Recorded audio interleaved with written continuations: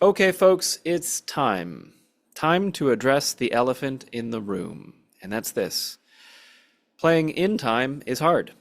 It's something a lot of guitarists struggle with, and worse yet, a lot of guitarists don't even know how to work on it as a skill. Well, good news.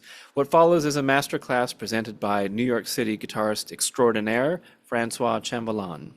He's going to walk you through a series of exercises that will help to improve your timekeeping and rhythm.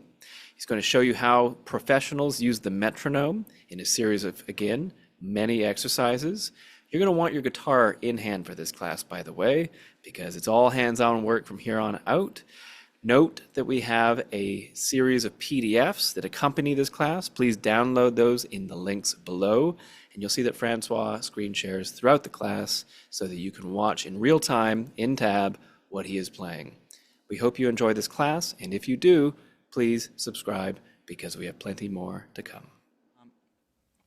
So when I was younger, the metronome was just a tool that I would use to get faster.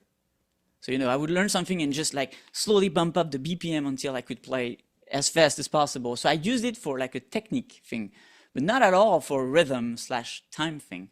And it was a big mistake because sure, I took care of the notes pretty early on, and I could play all the stuff from the curriculum, the scales, the arpeggios and whatnot. And it's not until when I arrived to the US and I started playing with real good rhythm sections that I realized, wait, got this wrong. The notes are actually secondary. And the thing that matters the most is your sense of time and your sense of rhythm.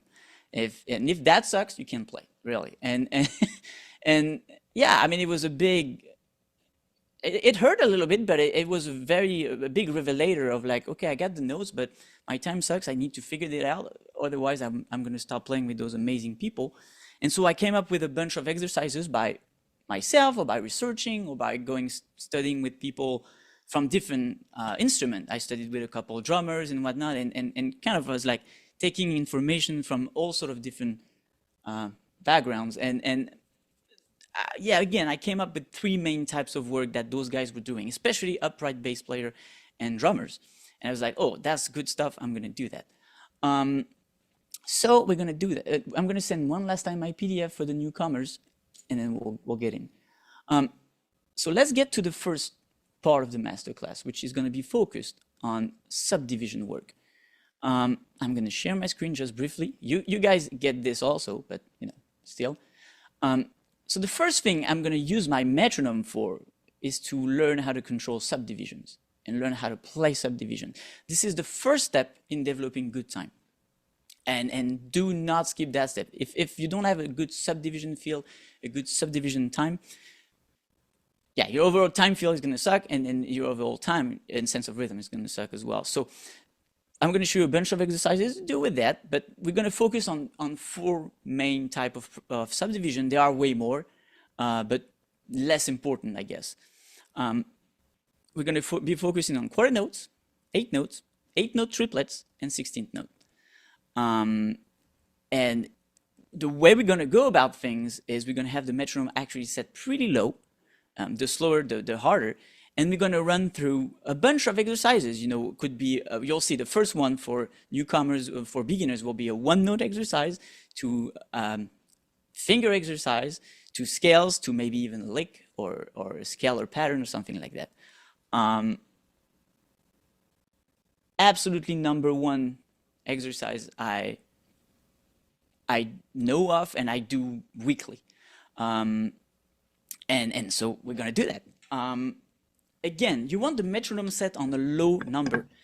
Never go above 60, really. The reason why is because you would think, the faster you put the metronome, the harder it's gonna get. It's not true at all. If you want to have a good control of subdivision, you want a lot of space between beats. So that if you're not playing a real triplets, well, the metronome will tell you you're not playing a real triplets. The faster it goes, the more you can kind of like go your own way around it, right? So we'll start at 60. You'll try it out with me, and then for the people where it's too easy, don't speed up, slow down. I've had students do amazing thing like at 40 BPM and then still maintain all their basic subdivision at that tempo. And then, of course, their time was so much better. So check it out. We're going to do the very first exercise friendly, which is one note. We're going to play with one note, and we're going to do a bar of each one. I picked the note A because why not? But you can do this with any note. And then the idea is that we play one bar of each subdivision. We start with the quarter notes, then 8 notes, triplets, 16, and then we go back down. Don't forget to go back down. Don't stop at the 16. Go from 16 to triplet to 8 note to quarter note. Let's try it out. And you're more than welcome to play with me or along with me and then see how that goes. One note. And be very critical with yourself also. I'll be with myself very, very critical. Like if I'm not trying to play laid back or whatever. I'm trying to match the click as much as possible. So let's try that. 1, 2, 3, 4.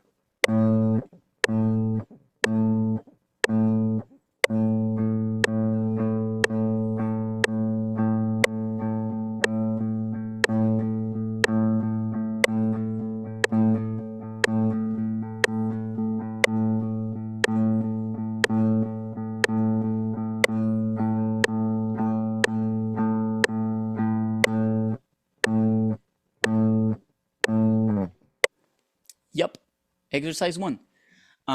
Super simple, but still, like a couple of times I felt like I need to be even tighter with it. Be like that. Be that critical with yourself.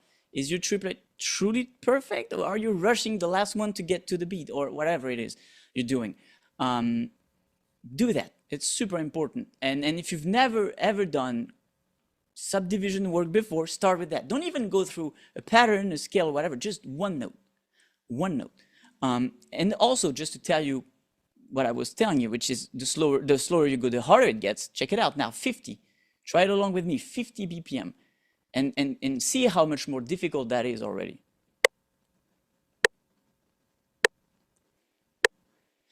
One, 2, 3, 4.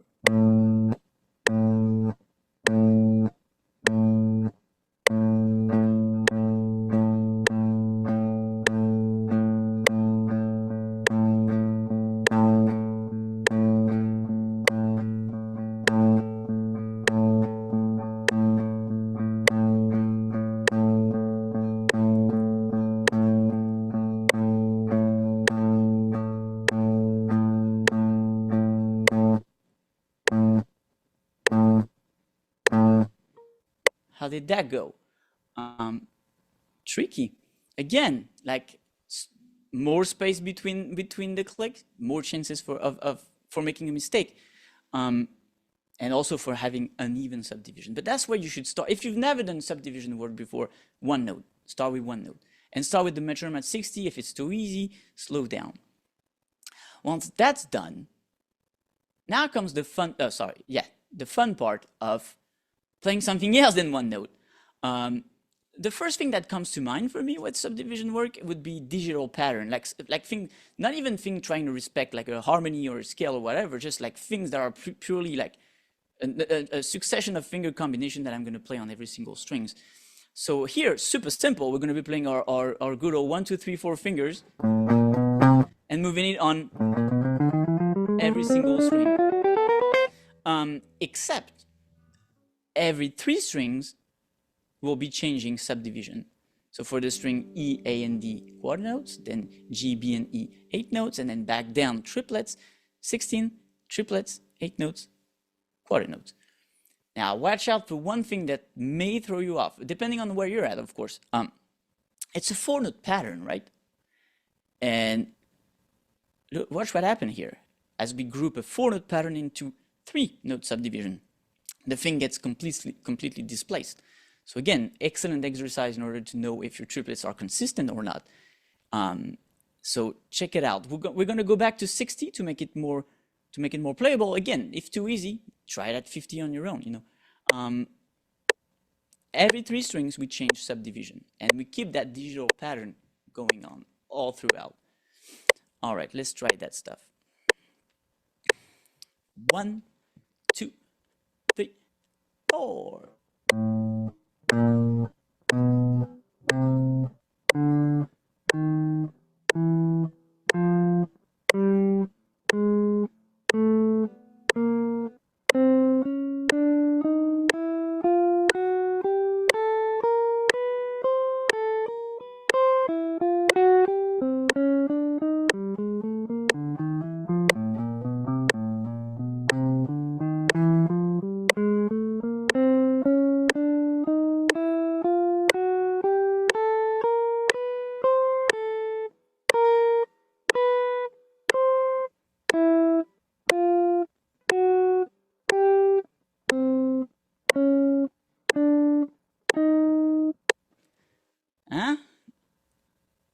did that go? Not too bad, right? But a lot harder than one note, of course. Um, Is there a reason why you chose to keep it ascending all the time instead of doing descending? Not at all. Just I liked essentially what that there is a reason actually I should say. What I found out is yes, people are so used to when they descend to 4 to 1 fingers. It's like nah, let me show them also a combination that maybe you haven't done before, which is 1 2 3 4, reverse essentially both ways. And I think it's a good one. You know, all my students do that. You know, they have finger combinations that they try to keep consistent all throughout the string change and the direction on the instrument. That's a good question, though. I'm pretty sure a lot of people haven't done that before. A lot of people, when they change direction, they also change their finger combinations. You can do that, of course, but that's not what I went for. There's no specific reason except I like that. But good question. Let's try it again one more time, and then we'll go to the next page. Again, watch out for that triplet feel. That's 4 note groups in 2 3, and watch out for the. I found out, you know, I'm just saying by experience from having taught stuff like that for a long time. The change from triplets to 16th or 16th to triplet is always one where students like hesitate for a second. You know, you want to be super sure of yourself. There should be no moments where you're like, kind of triplets, and then you go to the triplet. No, triplets immediately, 16th immediately, no doubt whatsoever. So check it out one more time, and then we'll move on to the next page. So same thing, 1 2 3 4.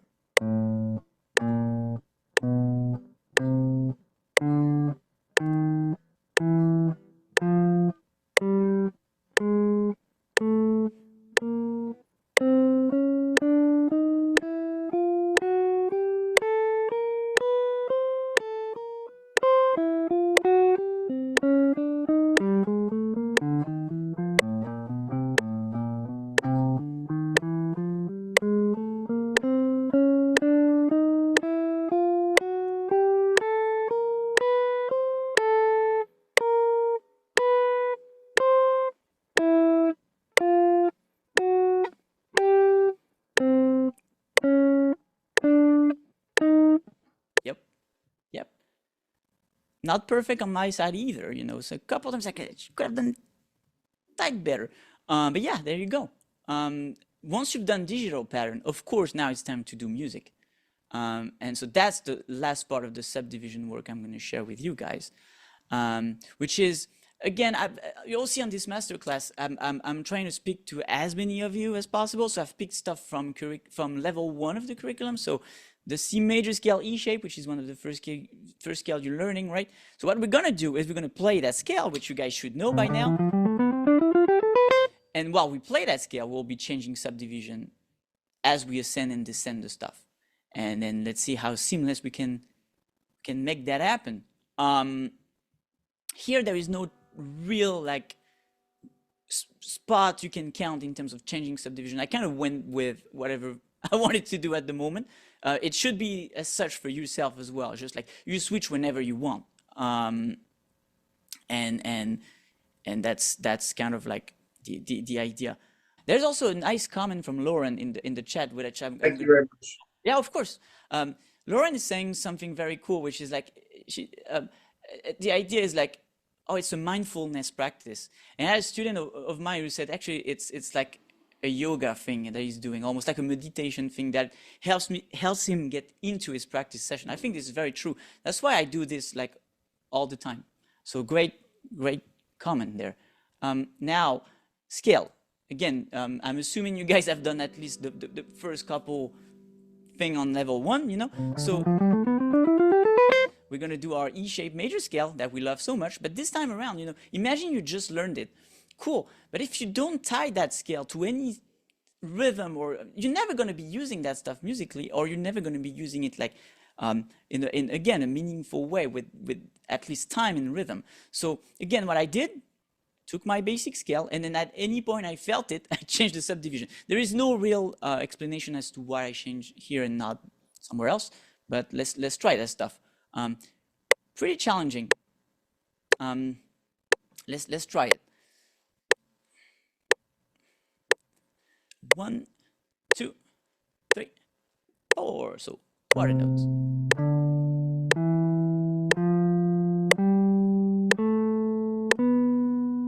8 notes.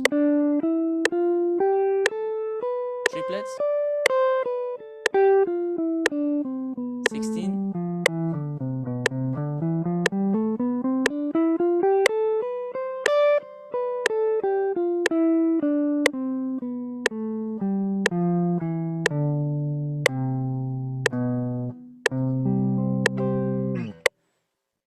So hard, and yet it's something that most of you guys can do already without a metronome. It's just the addition of the metronome makes it tricky. But next thing you know, you're soloing over a tune with the C major scale, and now you're fitting rhythmically within that song because you have a good control of subdivision. And you're not thrown out if you're playing that scale in triplets. That's fine. 16, fine as well. I cannot recommend that type of work enough. No, the moment I started doing this, immediately my time broke like several levels, and then I was playing in trio, quartet modes, and I felt so much better. And then wait for the other exercises I'm going to share with you guys after. But just doing that, let alone, if you can take only one thing from this masterclass, would be subdivision work. Never neglect that stuff. Let's do it again, and then we'll do it one last time, but this time with everybody's favorite scale, the pentatonic scale. Same thing, C major scale, E shape. Let's try to have good control of subdivision and anticipate if you can. Look a little bit ahead of time, just so that you can you do not get catch by surprise, right? So same thing. All right. 1, 2, 3, 4.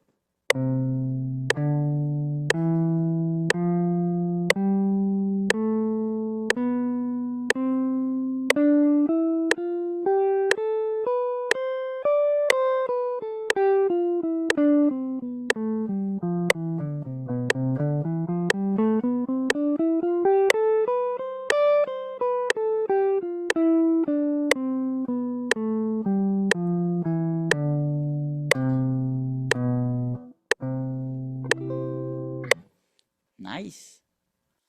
And again, if you're very advanced, like I know some of you guys are, I've seen some of you playing. Do it with the melodic minor scale. Do it with whatever scale you're working on. Do it with arpeggios. Do it with whatever seems challenging to yourself. I picked, again, in order to speak to as many of you as possible, I picked stuff from level 1 mainly. But do it with stuff according to your level. I'm just so you know, I'm still stuck on the one note exercise. Anyway, last thing, pentatonic. And this time, beside playing so again, E shape, C minor pentatonic, I also decided I wanted to do this on a pattern. So that's kind of like the next and ultimate step for subdivision practice, which is you're not only playing a scale, you're not only changing subdivision, but you're also playing a pattern. And watch out, I'm going to play all three back to back, and watch out how different it sounds as I change subdivision. It's almost I'm not playing the same lick. Same thing, 60 BPM. 1, 2, 3, 4.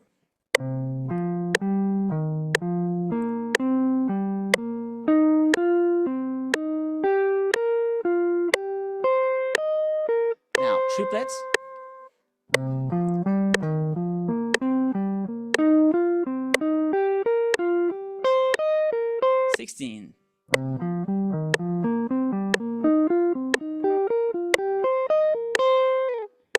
It's like 3 times a different lick.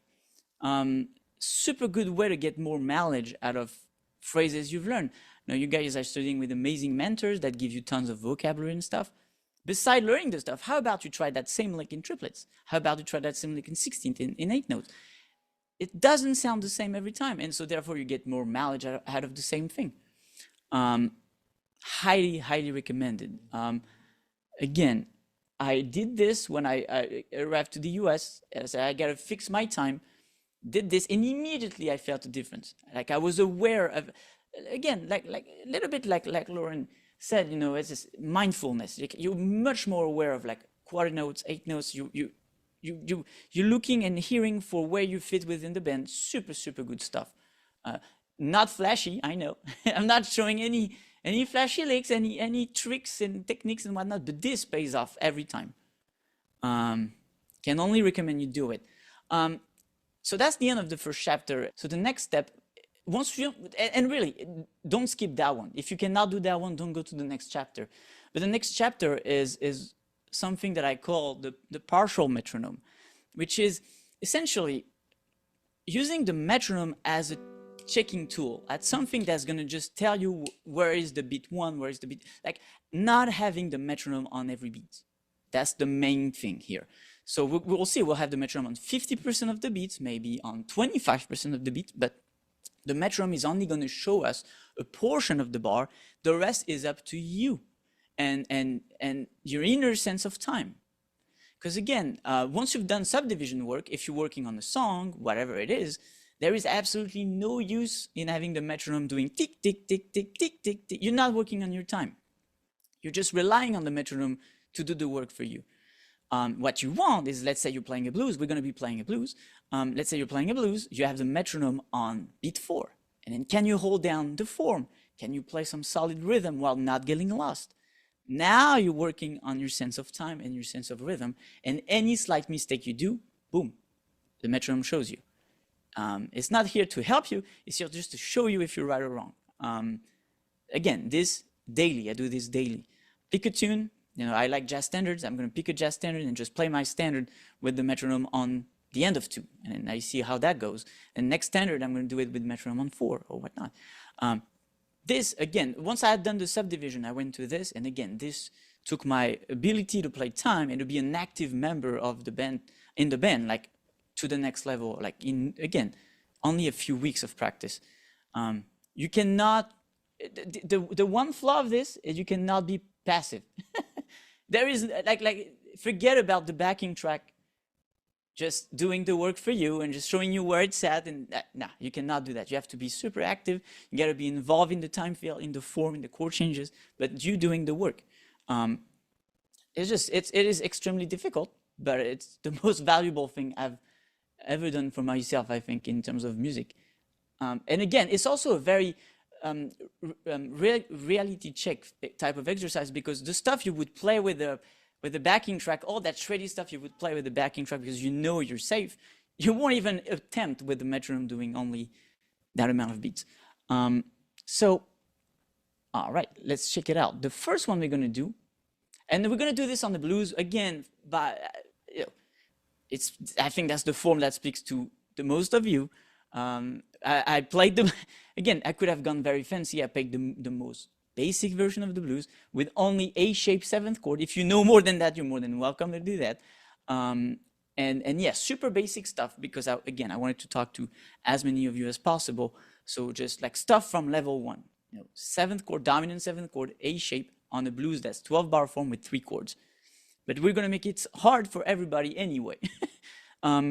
First exercise, the simplest of them all, we're going to have the metronome on 1 and 3. So the upper staff is yourself playing. You can even start by playing what's on the page by just like whole notes, big whole notes, while the metronome is going to be clicking 1, 2, 3, 4, tit, tit, tit, tit. We'll be at 120, but because the metronome is only showing 50% of the information, the metronome will be set at 60.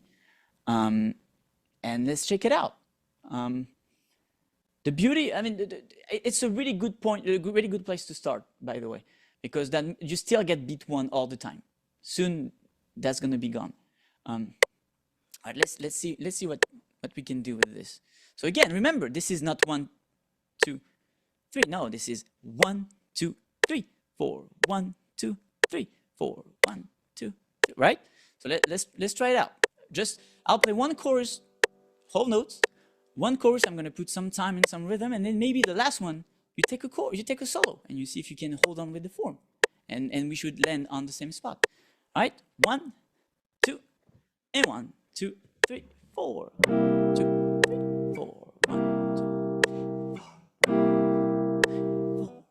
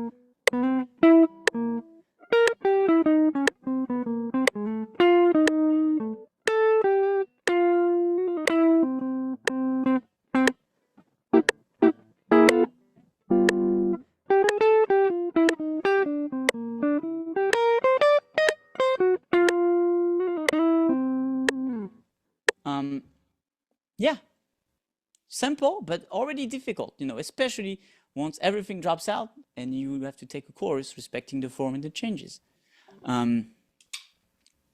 Yes, George, that question. Yeah, you may be about to say this, but I remember practicing jazz stuff as a piano player. I remember putting the metronome maybe on 60 like you have it, but then using 2 and 4. That's the next page. Okay, I jumped the gun. Okay. Good. That's that. You've done I can tell you've played standard if you've done 2 and 4. Yes, absolutely. That's the next step. And it's a great point. 2 and 4 is awesome, especially if you want to feel the swing. But don't neglect that one. 1 and 3. Actually, again, if you meet this, if you're a little late with beat 1 or a little early, it's going to show you very strongly. But yeah, the next step, 2 and 4. And so, thank you, George. That's a perfect segue. 2 and 4, exactly the same thing, but metronome is now clicking on 2 and 4. Still 50% of the information, but this time around, what's hard is the metronome is we no longer have beat 1 for us. We're a little bit on our own. It's if you've never done this before, your temptation will be to transform this beat, the beat 4, into beat 1. Let's fight for that not to happen.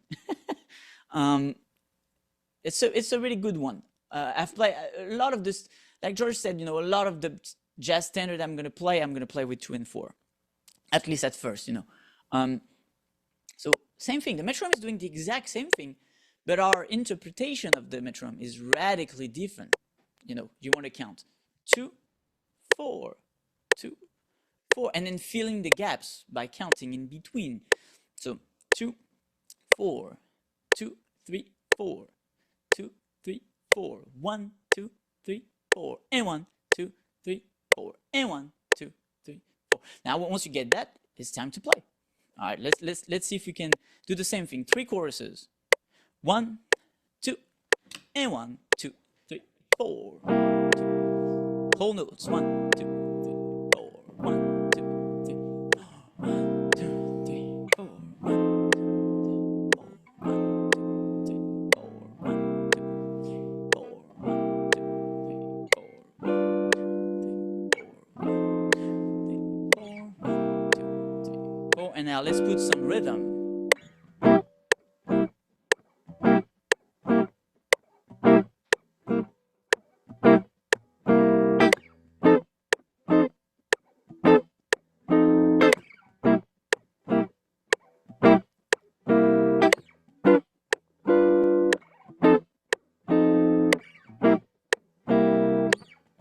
And why not solo?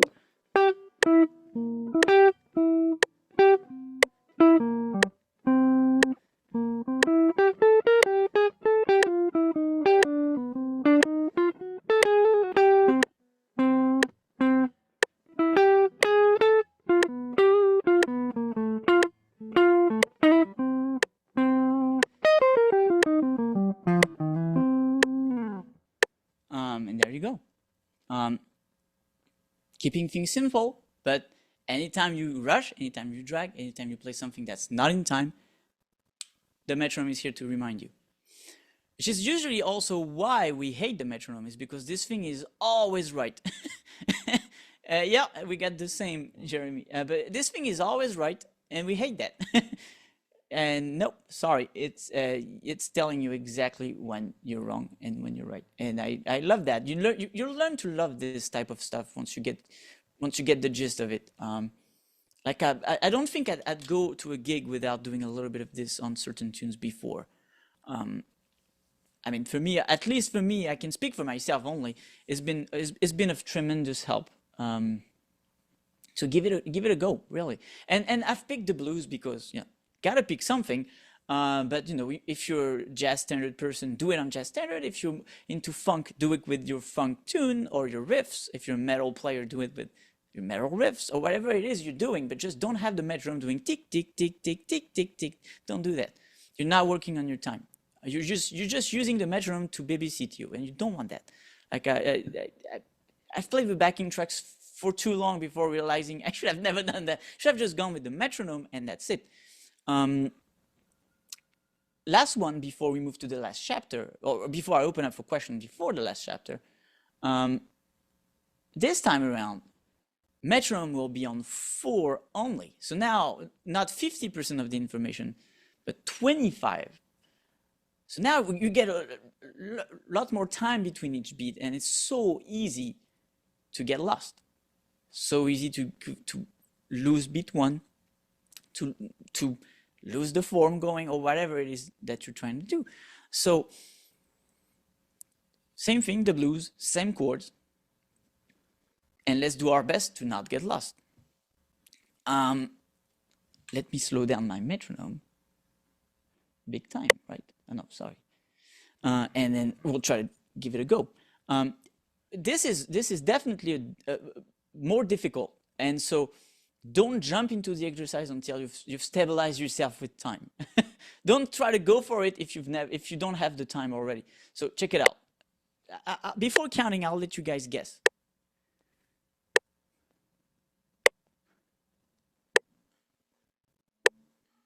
All right, let me count. 1, 2, 3. 1, 2, 3, 4. 1, 2, 3, 4. 1, 2, 3, 4. 1, 2, 3, 4. 1. 1. 1. 1. 1. 1. Now, any mistake I make, the metronome is gonna be ruthless. All right, let's see if we can do it. 1, 2, 1, 2, and 1, 2, 3, 4.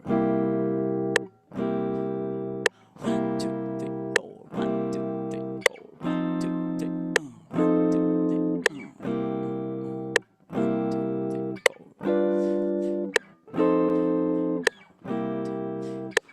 Put some rhythm.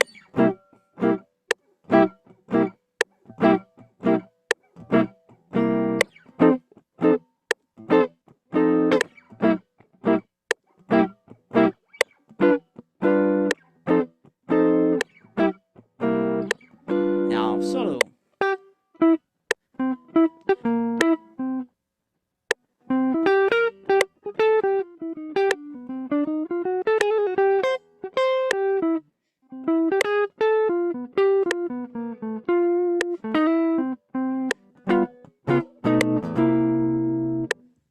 Yeah.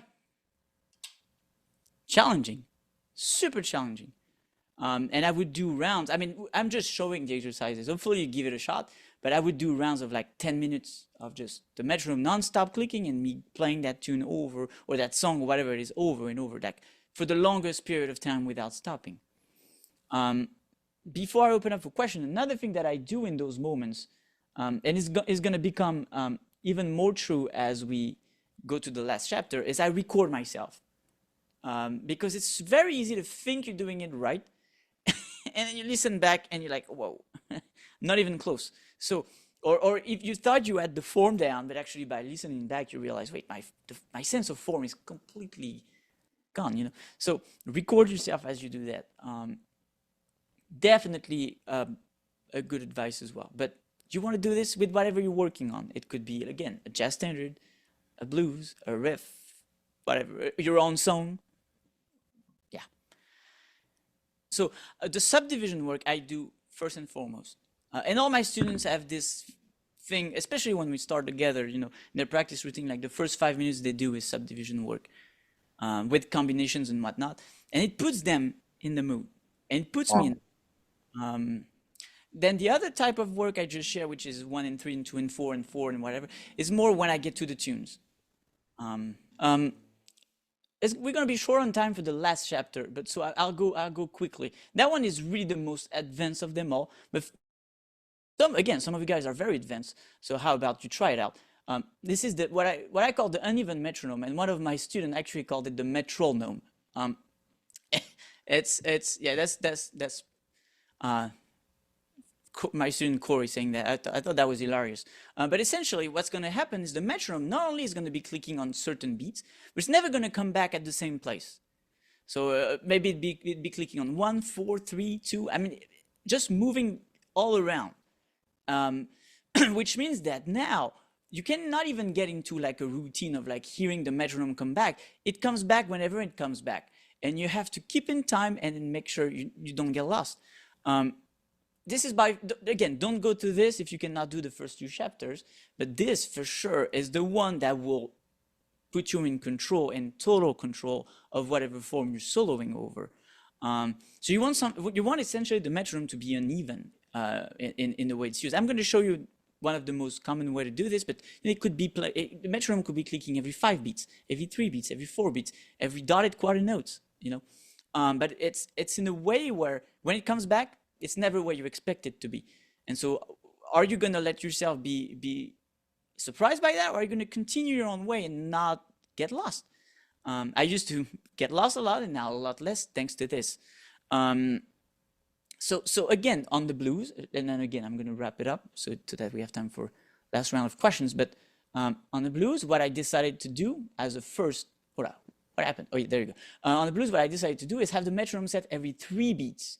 So essentially, the metronome is going to be clicking in 3, but I'll be playing in 4. So every time it clicks, it comes back somewhere else. It comes back on beat 1, then on beat 4, then on beat 3, then on beat 2. So it's 1, 2, 3, 1, 2, 3, 1, 2, except we count to 4. So it's 1, 2, 3, 4, 1, 2, 3, 4, 1, 2, 3, 4, 1. Now, you miss something, you're done. You have to restart. And it's such a great way to know if your time is good. I mean, to me, when I started doing this, I was like, I need to work more. So check it out. I'm gonna do this briefly, but metronome at 40, and now try to find the time. I promise you, it's not that easy already.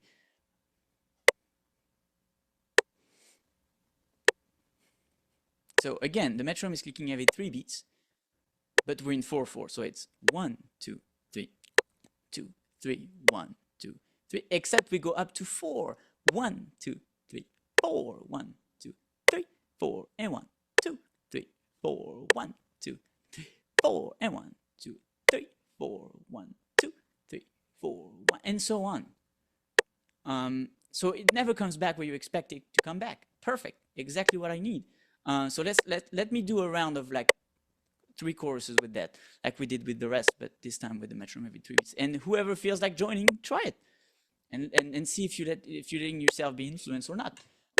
So 1, 2, 3, 4, and 1, 2, 3, 4, 1, 2, 3, 4, 1, 2, 3, 4, 1, 2, 3, 4, 1, 2, 3, 4, 1, 2, 3, 1, 2, 3, 4, 1, 2, 3, 4, 1, 2, 3, 4, 1, 2, 3, 4, 1, 2, 3, 4, 1, 2, 3, 4, 1, 2, 3, 4, 1. Put some rhythm.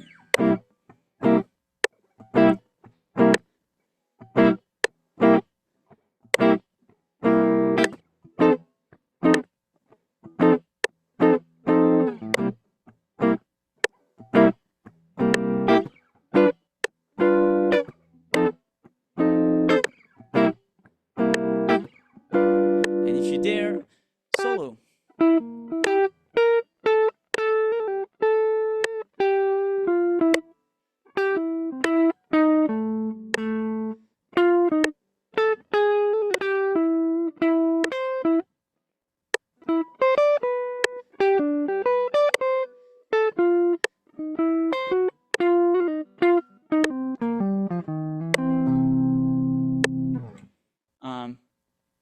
Now, slightest little mistake, you're done. You have to restart. The next thing you know, you play with the drummer who's really involved in terms of like feels or whatever it is. You can play. You're not thrown out. You know, first time I played with a really good drummer, and the guy started doing like 3/4. It's like, oh, I got lost completely. I was like, man, what's happening to me? Never happened again once I started working that way. So this is by far the most advanced exercise, and there are, unfortunately, we're gonna have to wrap up, but I have dozens more, you know, and I'd rather do this for an hour than do anything else, you know, because at least I know I'm gaining control over things. Yeah, and That's what I got for you. Of course, pleasure. I know it's not the most flashy things. And we'll do another masterclass where I'll show licks and whatnot. I'll be happy to do that. But at least you guys have that, and hopefully give it a shot. Yep.